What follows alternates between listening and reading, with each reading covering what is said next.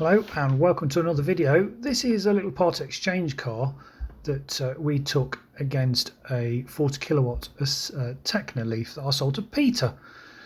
So this Leaf was the first one I actually sold on Orkney back in 2013, and this is a 28th of July 2011. It's one of the original Japanese Leaf.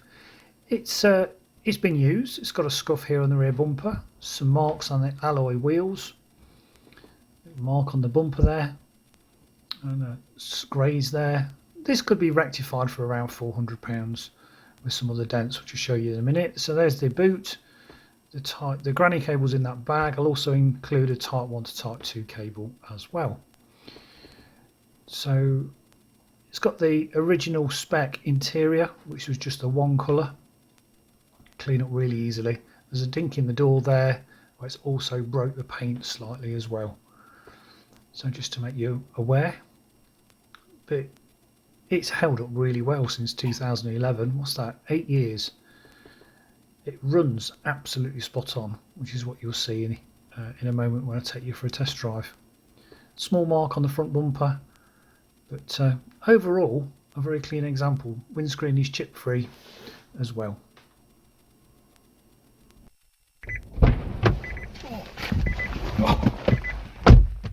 It's wet and windy again. So let's go for a little drive. So as I've said, this is a rather special Leaf in as much that this was the first one I sold here on Orkney. I'd already been selling Leaf down south, obviously in Leicestershire, but I remember bringing this up on my trailer. I had a Kia Sorento V6 petrol running on LPG, and I used to trailer vehicles all over the country, and I trailered this up here because there wasn't the infrastructure back in, when did Peter have it? Where are we? September 2013, 6 years ago, that I had to trailer vehicles all over the country because there wasn't the infrastructure. But now of course I don't have to. So I think by 2014, 2015 I sold the Kia and I sold the trailer, and I then just started driving Leaf all over the place. Anyway, this particular Leaf Gen 1, 78,413 miles. I've taken this in part exchange from Peter because he's now in a 40 kilowatt Techno Leaf. So as you can see from the screenshot, it's lost 2 capacity bars, so it's down to 78%, and I'll show you the Leaf Spy screenshot now. But it's good for around 60 miles. Now I'll hear a lot of people saying, oh, I don't want to buy a Nissan Leaf with a degraded battery.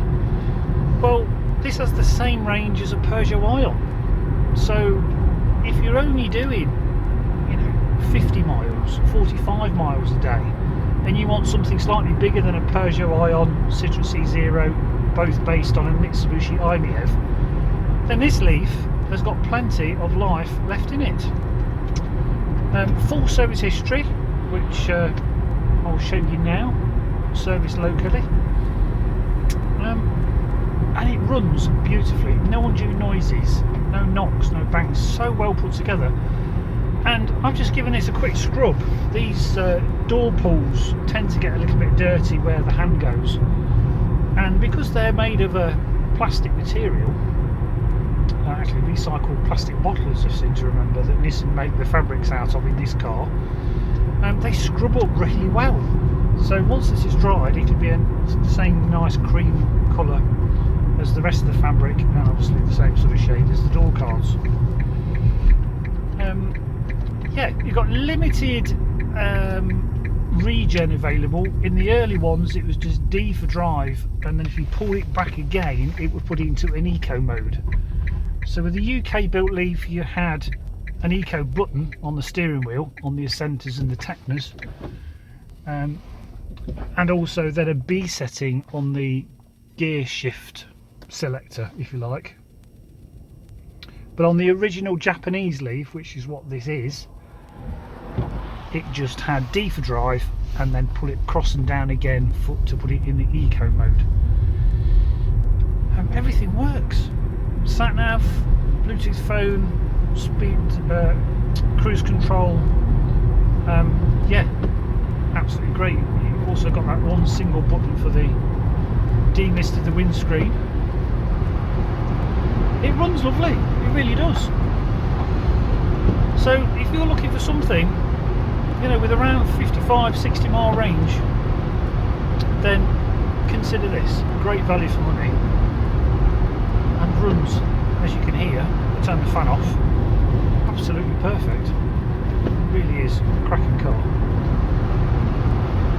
So I've already shown you around the car. It's got the odd mark and the odd scrape. I'm going to sell it as it is because it's in that sort of price range. But if you wanted that dink in the door repaired and the rear bumper painting, you're looking at around about £400 for a body shop to do that. But it drives lovely, it really does. So that concludes this test drive. And yeah, almost feels like it's sort of come full circle. That I'm actually back in the original Leaf that I sold here on Orkney 6 years ago.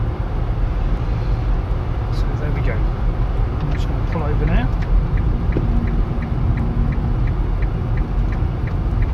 This van behind me pass. Yeah. So thanks for watching. Don't forget to like, share and subscribe, and we'll see you next time.